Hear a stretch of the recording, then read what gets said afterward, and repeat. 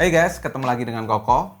Kemarin selain Realme 9i yang dirilis, ada juga nih si Narzo 50 5G yang memang jadi jagoannya di smartphone 5G mid-range. Kenapa begitu? Karena smartphone ini tuh dijual di harga flash sale-nya tuh 2.999.000 dan sudah dikasih prosesor Dimensity 810 5G, terus ada pengisian cepat 33 watt, baterai 5000 mAh, serta punya refresh rate 90 Hz lagi. Jadi kayak komplit banget gitu. Nah, di video kali ini saya akan kasih beberapa hal yang saya suka dan yang nggak saya suka atau mungkin bisa dibilang kurangnya dari Narzo 50 5G ini ya. So, tonton video ini sampai habis sebelum teman-teman untuk memutuskan beli atau enggaknya si Narzo 50 5G ini.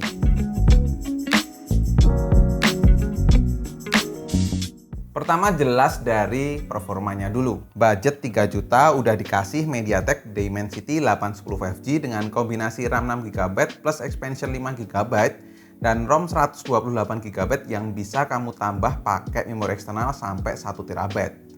Dari benchmark Antutu aja deh, bisa dapat 390 ribuan. Dimana CPU skornya tuh 113 ribuan dan GPU-nya di 92 ribuan. Tes prosesor lagi lewat Geekbench 5, single core-nya di 602 dan multicore di 1788. Sedangkan pengetesan CPU di 3D Mark Wildlife, overall skornya di 1329, average FPS-nya di 8 fps dan kestabilannya di 99,5%. Nah, lalu buat main game gimana tuh? Ya jelas asik lah. Bahkan di Mobile Legends kamu bisa dapat settingan refresh rate super dan grafik high. Gameplaynya aman, rata-rata bisa dapat 60 fps dengan pengurangan baterai 4%. Nah, kalau di PUBG Mobile bisa dapat smooth ultra, nggak ada lag, touchscreen-nya juga oke, cuman gyro-nya aja nih yang kurang smooth. Rata-rata bisa dapat sekitar 39 fps dengan penurunan baterai 5% saja. Selanjutnya masih berhubungan soal performa yaitu durability baterainya. Semenjak Realme menggunakan software terbaru dan ada fitur super power saving mode yang bikin aplikasi di-freeze, optimalisasi dari segi layar juga bikin makin hemat daya. Selain itu mode refresh rate autonya pun bekerja maksimal, jadi nggak terus-terusan pakai 90 Hz, bisa turun sampai 30 Hz juga. Baterai 5000 mAh-nya ini kita tes pakai PC Mark Battery Life, contohnya bisa dapat di 22 jam. Di settingan refresh rate auto ya, dan ketika saya pakai untuk nonton YouTube selama 1 jam, baterainya tuh berkurang 7%. Bisa dibilang kalau Narzo 50 5G ini memang irit konsumsi dayanya. Gak cuman irit, namun ngecasnya pun juga cepat. Dari 9% ke 59% cuman 30 menit aja. Thanks to 33 watt dark charge. Salah satu hal yang saya suka lagi dari Narzo 50 5G ini yaitu desainnya yang sudah menggunakan frame yang flat. Desain backcase minimalis dengan pola garis diagonal, tulisan Narzo yang kecil dan dual kamera yang di bingkai frame yang mengotak. Dari segi desain atau look segini, Narzo 50 5G ini tuh bikin menarik perhatian.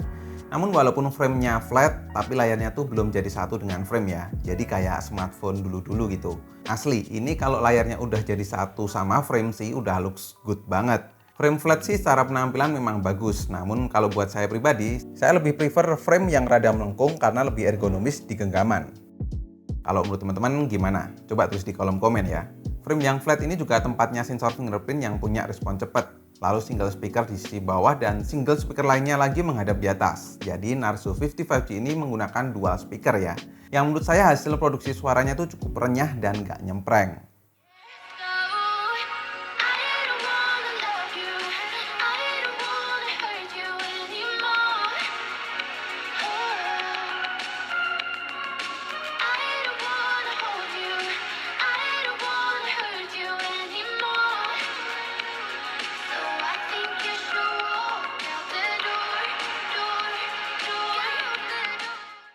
Dan masih soal desain, layar berponi punya refresh rate 90 Hz Full HD Plus buat saya sih sudah cukup. Dipakai di outdoor juga masih kelihatan lah, walaupun memang belum AMOLED. Coba kalau AMOLED, wah saya yakin Narzo 50 5G makin jos deh.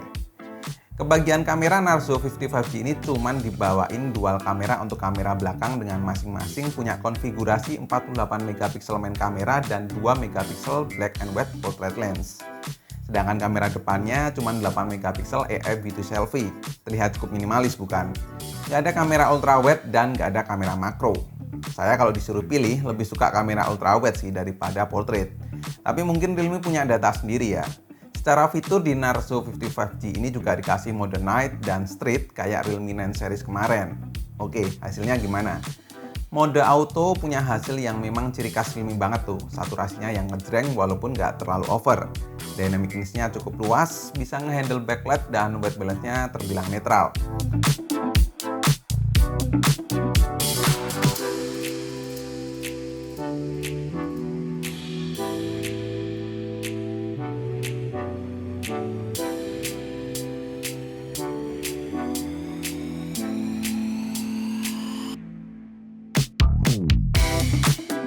Sedangkan di portrait sebenarnya separasi blurnya bagus, namun kalau di kondisi yang terik matahari dan backlight itu kurang begitu bagus ngehandle-nya.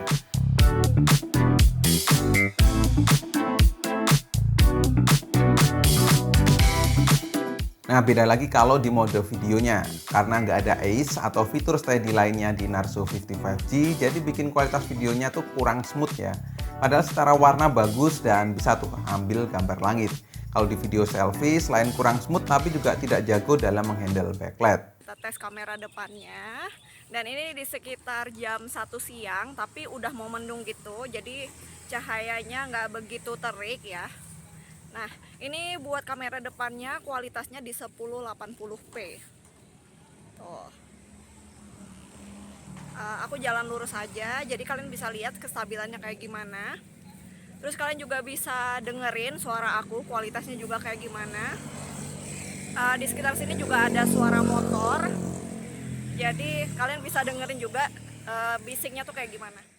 So, kesimpulannya, karena Narzo 55G ini memang diangkat di sisi performanya, jadi buat kamu yang memang lagi nyari smartphone 5G yang cocok buat main game, terus baterai yang irit dan desain yang minimalis, saya rasa Narzo 55G ini memang cocok buat kamu. Walaupun untuk sisi kamera kurang begitu cocok nih, kalau buat kamu yang suka ngerekam video ataupun buat teman-teman yang suka traveling hingga foto-foto pakai kamera ultrawide. But balik lagi, most powerful 5G smartphone for gaming in mid-range itu udah diwujudkan oleh Realme di Narzo 55G ini.